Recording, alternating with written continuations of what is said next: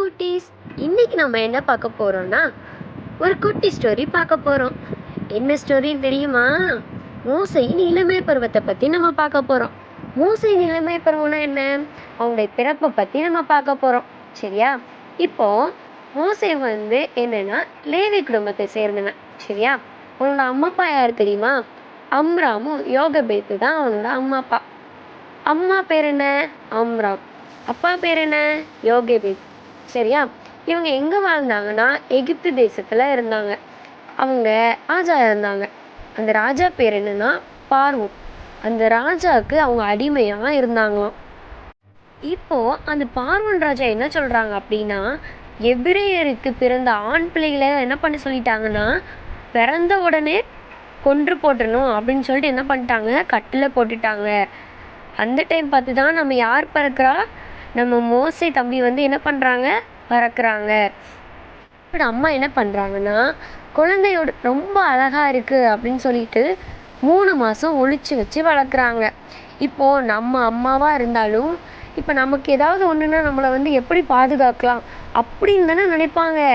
எல்லா பிள்ளைங்களுக்கும் அப்படி தானே. அதே மாதிரி தான் என்ன பண்ணியிருக்காங்க, மோசையோட அம்மாவும் என்ன பண்ணியிருக்காங்க, அதே மாதிரி அந்த பிள்ளைய ஒளிச்சு வச்சுருக்காங்க. அதுக்கப்புறம் அந்த 3 மாதம் போன பிறகு என்ன ஆயிட்டு, அந்த குழந்தைய அவங்களால என்ன பண்ண முடியல, ஒளிச்சு வைக்க முடியல. அதனால அவங்க என்ன பண்ணுறாங்க, ஒரு நாணர் பெட்டி எடுத்து அதை என்ன பண்ணுறாங்க, விசிலும் கீழும் பூசுறாங்க.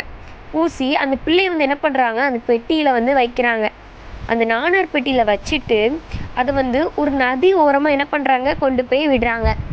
அப்போது அந்த பிள்ளைக்கு என்ன ஆயிடக்கூடாது, எதுவுமே ஆயிடக்கூடாது அப்படிங்கிறதுக்காக என்ன பண்ணுறாங்க, மோசையோட சகோதரி ஒருத்தவங்க இருந்தாங்க. அவங்க பேர் என்னன்னா மிரியாம். அவங்க சகோதரி என்ன பண்ணுறாங்க, அந்த பிள்ளைய அந்த நதி ஓரத்தில் விட்டுட்டு பின்னாடி கொஞ்சம் தூரத்தில் நின்று என்ன பண்ணுறாங்க, அந்த குழந்தைய கவனிச்சுட்டே இருக்காங்க. அந்த குழந்தைக்கு என்ன நேரிட போதோ அப்படின்னு சொல்லிட்டு என்ன பண்ணுறாங்க, அதை கவனிச்சுட்டே இருக்காங்க. அப்பந்தான் யார் வாரா அந்த நதி ஓரத்துலனா, ஒரு பார்வனுடைய குமாரத்தி வராங்க. குடிக்கிறதுக்காக அவங்க வராங்க. சரியா? அப்போ என்னன்னா அவங்க அந்த நாணர் பெட்டியை பார்த்துட்டாங்க. பார்த்த உடனே அவங்க தாதி அனுப்புகிறாங்க. தாதினா என்ன, அவங்களோட வேலைக்காரி. அவங்க அந்த வேலைக்காரியை அனுப்பி அதை திறந்து பார்த்த போது அதில் ஒரு பிள்ளை, அழகான பிள்ளை இருக்கிறத பார்த்து அது மேலே அவள் என்ன பண்ணிட்டா, இரக்கமாக இருந்து அது எபிரேய குழந்தைகளில் ஒன்று அப்படின்னு சொல்லிட்டு பார்த்துட்டு இருக்கும் போதே மிரியாம் என்ன பண்ணுறான், ஓடி போய் பார்வனுடைய குமாரத்திக்கிட்ட, இந்த பிள்ளைய வளர்க்க நான் எபிரிய ஸ்திரீகளில் பால் குடிக்கிற ஒருத்தியை நான் கூட்டிகிட்டு வரேன் அப்படின்னு சொல்லிட்டு கேட்குறா. அதற்கு அவங்களும் என்ன சொல்லிட்டாங்க, ஓகே சொல்லிட்டாங்க. உடனே என்ன பண்ணுறா, அந்த பிள்ளையோட தாயே என்ன பண்ணுறா, கூட்டிகிட்டு அந்த பிள்ளை அவங்கக்கிட்ட ஒப்படைச்சிட்டா.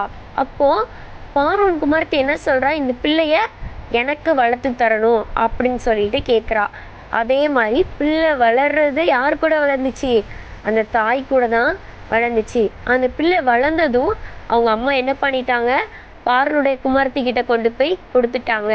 இப்போ அந்த பிள்ளைக்கு பேர் வைக்கணும். அப்போ பேர் வைக்கும் போது பார்வனுடைய குமாரத்தி என்ன நினைக்கிறா, இந்த குழந்தைய நான் என்ன பண்ணேன், ஜலத்திலிருந்து எடுத்தேன். ஜலம்னா தண்ணீர்.